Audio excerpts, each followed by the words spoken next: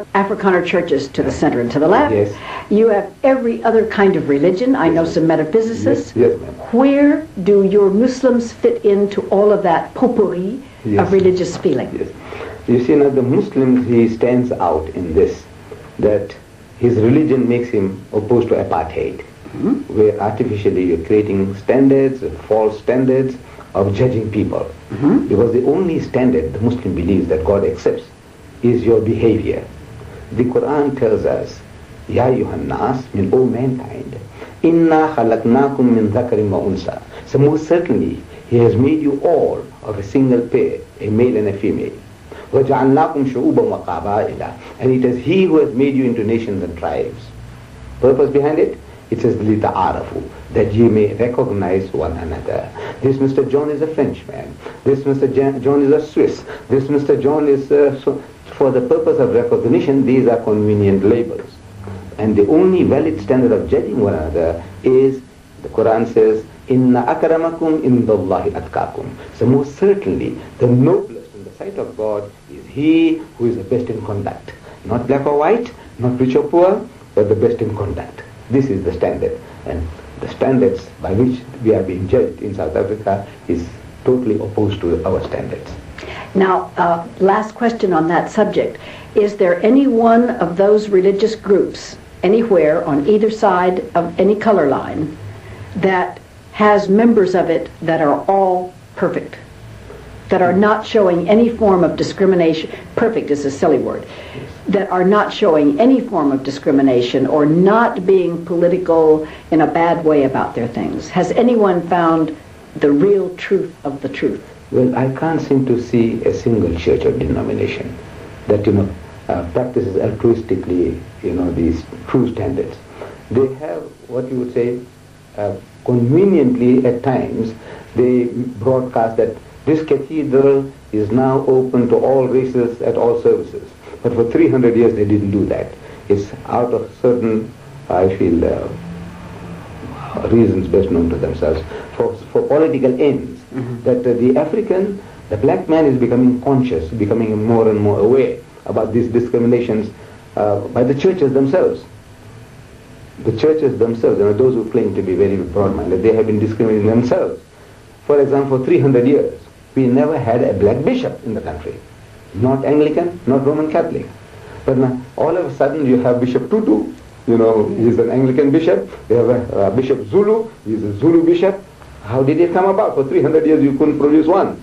So no, I think there are other reasons than altruistically religious standards by which they are working. And anybody can go to a mosque on any... Mosque, anybody, black, white, there is no discrimination whatsoever.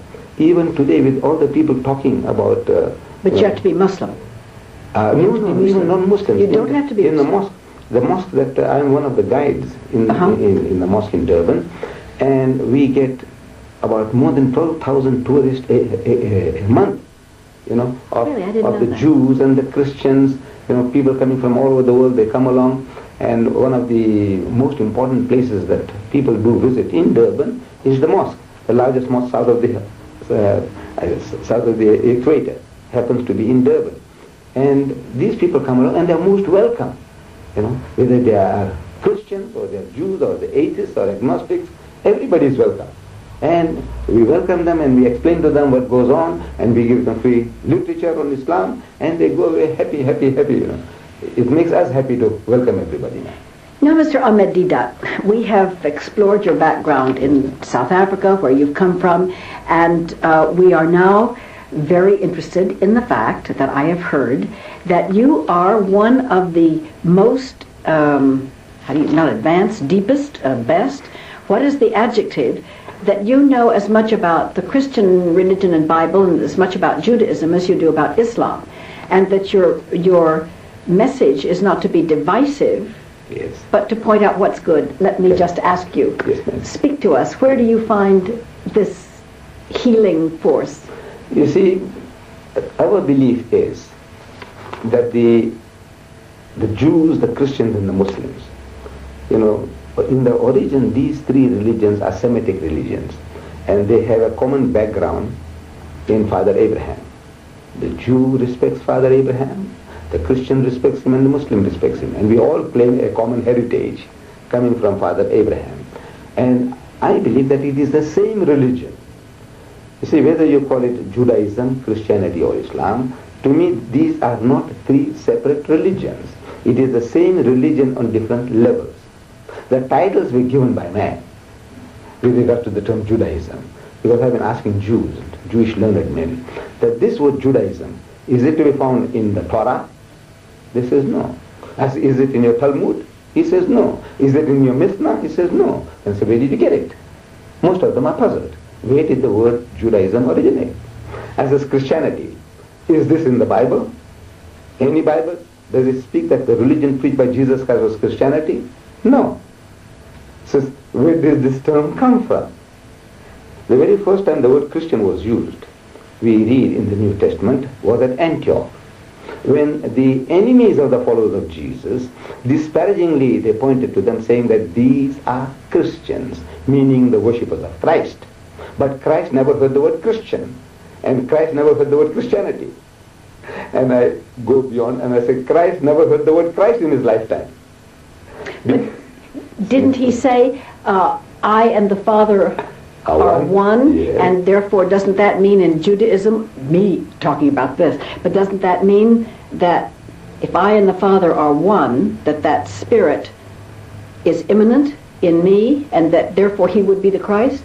Or he would acknowledge himself as being the Christ that was foreseen by the Jews? How am I doing, Mother? No, Christ, you see the term Christ, it comes from the word Messiah, the Hebrew word Messiah. The Hebrew word Messiah, Arabic Masih, is the same word, same root form, going back to the word Masaha in Hebrew and Arabic, which means one who is anointed, rubbed over, massaged. Mm-hmm. Priests and kings were anointed in consecration to their offices, mm-hmm. like a coronation ceremony or like a gowning ceremony. So when a person was officially appointed to a certain status, he was the Messiah, the anointed one. Hebrew word Messiah. Translated into Greek, Christos, from which they lopped off the os and left you with